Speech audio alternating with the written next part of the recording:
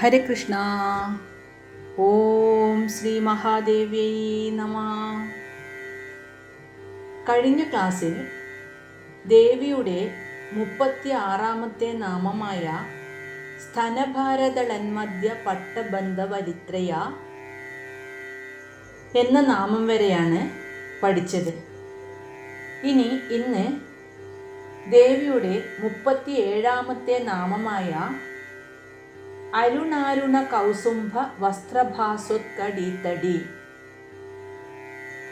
എന്ന നാമത്തിൻ്റെ അർത്ഥം എന്താണെന്ന് നോക്കാം. അരുണാരുണ അത്യധികം ചുവന്ന, ഇളം സൂര്യരശ്മി പോലെ ചുവന്ന. കൗസുംഭ വസ്ത്രം, കുസുഭ പുഷ്പങ്ങളുടെ നിറം. ആ പൂക്കൾക്ക് നല്ല ചുവപ്പ് നിറമാണ്, അതായത് കടും ചുവപ്പ് നിറമുള്ള വസ്ത്രം. ഭാസ്വത്ത് പ്രകാശിക്കുന്ന. കടീതടി അരക്കെട്ട്. ഈ നാമത്തിൻ്റെ അർത്ഥം അത്യധികം ചുവന്ന സിന്ദൂര നിറത്തിലുള്ള വസ്ത്രം ധരിച്ച് ശോഭിക്കുന്ന അരക്കെട്ടോടു കൂടിയവൾ. അത്രയും ചുവപ്പു നിറത്തിലുള്ള പട്ടുവസ്ത്രം ധരിച്ചിരിക്കുന്നത് കൊണ്ട് ദേവിയുടെ അരക്കെട്ടിൻ്റെ ഭാഗം തിളങ്ങുകയാണ്. ദേവി ധരിച്ചിരിക്കുന്ന മനോഹരമായ ചുവന്ന വസ്ത്രത്തിൻ്റെ ശോഭയെയാണ് ഈ നാമത്തിലൂടെ വർണ്ണിക്കുന്നത്. ഇനി 38-ാമത്തെ നാമം രത്നകിങ്കിണി കാരമ്യ രശനാദാമഭൂഷിത. രത്നകിങ്കിണി, രത്നങ്ങൾ പതിപ്പിച്ച ചെറിയ മണികൾ. കാരമ്യ, മനോഹരമായ. രശനം, അരഞ്ഞാണം. ദാമം, ചരട്. ഭൂഷിത, അലങ്കരിക്കപ്പെട്ടവൾ. ആ നാമത്തിൻ്റെ അർത്ഥം ഇങ്ങനെയാണ്: രത്നങ്ങൾ പതിപ്പിച്ച അലങ്കാരമണികൾ കോർത്ത് മനോഹരമായ അരഞ്ഞാണം ധരിച്ച് മനോഹരിയായിരിക്കുന്ന ദേവി. ആ അരഞ്ഞാണം വസ്ത്രത്തിൻ്റെ മുകളിലൂടെ ചാർത്തിയിരിക്കുന്നത് കൊണ്ട് ആ അരഞ്ഞാണത്തിൻ്റെ ഭംഗി എടുത്തു കാണിക്കുന്നുണ്ട്. ദേവി ചലിക്കുമ്പോൾ അതിൽ പിടിപ്പിച്ചിരിക്കുന്ന മണികൾ മനോഹരമായി ശബ്ദിക്കുന്നു. അങ്ങനെയുള്ള അരഞ്ഞാണത്തെയാണ് ഈ നാമത്തിൽ വർണ്ണിച്ചിരിക്കുന്നത്. ഇനി 39-ാമത്തെ നാമം കാമേശജ്ഞാത സൗഭാഗ്യ മാർദ്ദവോരുദ്വയാന്വിത. സൗഭാഗ്യം, മഹത്തായ ഭാഗ്യം, ശ്രേഷ്ഠത. മാർദ്ദവം, മൃദുത്വം. ഊരുദ്വയ, 2 തുടകൾ. അന്വിത, കൂടിയവൾ. അതായത് ഈ നാമത്തിൻ്റെ അർത്ഥം ഇങ്ങനെയാണ്: കാമേശൻ, പരമശിവൻ, പരമശിവനാൽ മാത്രം അറിയപ്പെട്ട ഐശ്വര്യവും മാർദ്ദവവുമുള്ള 2 തുടകളോട് കൂടിയവൾ. ദേവിയുടെ തുടകളുടെ അസാധാരണമായ സൗന്ദര്യത്തെയും മൃദുത്വത്തെയും ഈ നാമം വർണ്ണിക്കുന്നു. അതിൻ്റെ മഹത്വം ഭർത്താവായ കാമേശ്വരന് മാത്രമേ പൂർണ്ണമായി അറിയുകയുള്ളൂ എന്നും സൂചിപ്പിക്കുന്നു. ഇനി 40-ാമത്തെ നാമം മാണിക്യ മകുടാകാര ജാനുദ്വയ വിരാജിത. മകുടാകാരം, കിരീടത്തിൻ്റെ ആകൃതിയുള്ള. ജാനുദ്വയം, 2 കാൽമുട്ടുകൾ. വിരാജിത, ശോഭിക്കുന്നവൾ.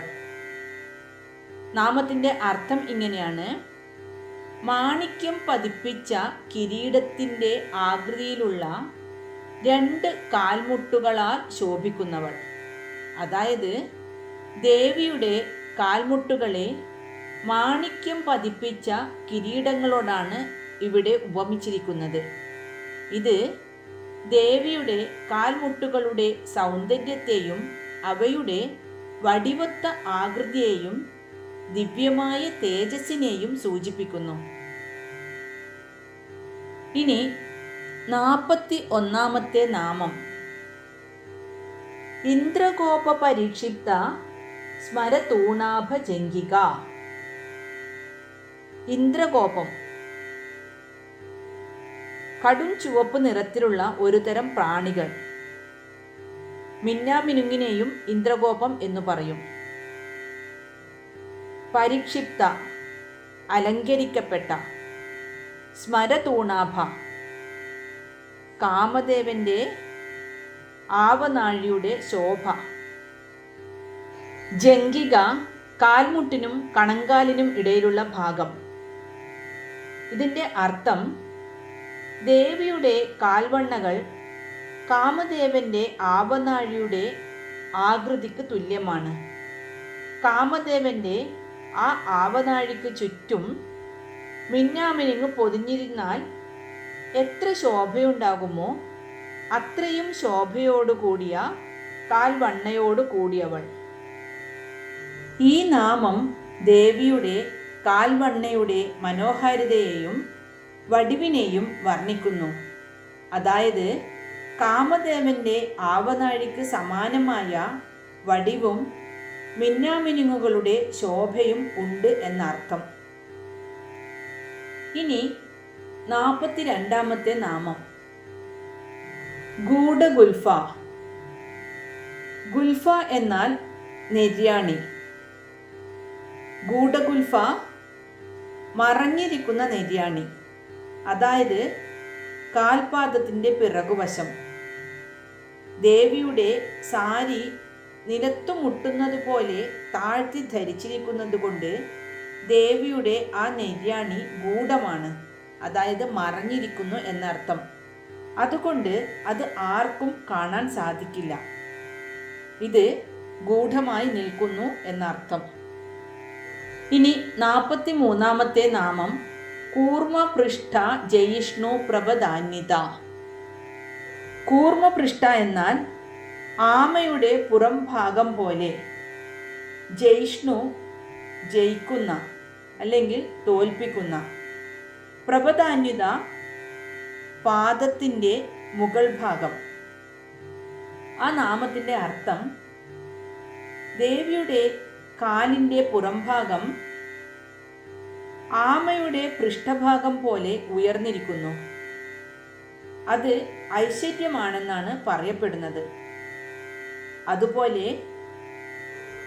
അതുപോലെ ആമയുടെ പുറംഭാഗത്തിനെ പോലും തോൽപ്പിക്കുന്നത്ര ഉയർന്നു നിൽക്കുന്ന മനോഹരമായ പാദത്തിൻ്റെ മുകൾ ഭാഗത്തോടു കൂടിയവളാണ് ദേവി. ഈ നാമത്തിൽ പറയുന്നത് അത്രയും ഐശ്വര്യവും മനോഹരവും ആകർഷകവുമായ പാദങ്ങളാണ് ദേവിക്കുള്ളതെന്നാണ് ഇതിനർത്ഥം. ഇനി 44 നാമം നഗദീദിതി സഞ്ജന്ന നമജ്ജന്ന തമോഗുണ. നഗദീദിത നഖങ്ങളുടെ പ്രകാശം. നമജ്ജനം നമസ്കരിക്കുന്ന ഭക്തന്മാർ. തമോഗുണ അജ്ഞാനം. ദേവിയുടെ കാലിലുള്ള നഖങ്ങളുടെ പ്രഭയാൽ തന്നെ നമസ്കരിക്കുന്ന ഭക്തരുടെ അജ്ഞാനമാകുന്ന തമോഗുണത്തെ ഇല്ലാതാക്കുന്നവൾ. അതായത് ദേവിയുടെ കാൽ നഖങ്ങളുടെ ദിവ്യമായ പ്രകാശം പോലും ഭക്തരുടെ അജ്ഞതയെയും ഇരുളിനെയും അകറ്റാൻ കൂടിയുള്ളതാണ് എന്നർത്ഥം. ഇനി 45 നാമം പദദ്വയ പ്രഭാജാല പരാകൃത സരോരുഹ. പദദ്വയം 2 പാദങ്ങൾ. പ്രഭാജാലം പ്രകാശത്തിൻ്റെ കൂട്ടം അഥവാ തേജസ്സിൻ്റെ പ്രഭാവലയം. പരാകൃത തോൽപ്പിക്കപ്പെട്ട. സരോരുഹ താമരപ്പൂവ്. ഈ നാമത്തിൻ്റെ അർത്ഥം ഇങ്ങനെയാണ്: ദേവിയുടെ 2 കാൽപാദങ്ങളുടെയും തേജസ്സിൻ്റെ പ്രഭാവലയം കൊണ്ട് താമരപ്പൂവ് പോലും പരാജയപ്പെട്ടു പോകും. അതായത് ദേവിയുടെ പാദങ്ങൾക്ക് താമരപ്പൂവിനേക്കാളും മനോഹാരിതയും മൃദുത്വവും ചുവന്ന നിറവുമുണ്ട് എന്ന് ഈ നാമം വ്യക്തമാക്കുന്നു. ഭക്തന്മാർ സാധാരണയായി താമരപ്പൂവിനോടാണ് പാദങ്ങളെ ഉപമിക്കാറ്. എന്നാൽ ഇവിടെ ദേവിയുടെ പാദങ്ങൾ താമരയെ തന്നെ തോൽപ്പിക്കുന്ന അത്രയും സുന്ദരമാണ് എന്നാണ് പറയുന്നത്. ഇനി 46-ാമത്തെ നാമം ശിഞ്ചാനമണി മഞ്ജീര മണ്ഡിതശ്രീ പദാംബുജ. ശിഞ്ചാനം കിലുങ്ങുന്ന, മണിമഞ്ജീരം രത്നങ്ങൾ പതിപ്പിച്ച കാൽത്തള ചിലമ്പ്, മണ്ഡിത അലങ്കരിച്ച, ശ്രീപദാംബുജം ശോഭയുള്ള താമരപ്പൂ പോലെയുള്ള പാദങ്ങളോട് കൂടിയവൾ. ഈ നാമത്തിൻ്റെ അർത്ഥം ദേവി അണിഞ്ഞിരിക്കുന്ന രത്നം പതിപ്പിച്ച കിലുങ്ങുന്ന ആ കാൽച്ചിലമ്പ് ദേവിയുടെ താമരപ്പൂ പോലെ മൃദുലമായ പാദങ്ങളെ അലങ്കരിച്ചിരിക്കുന്നു.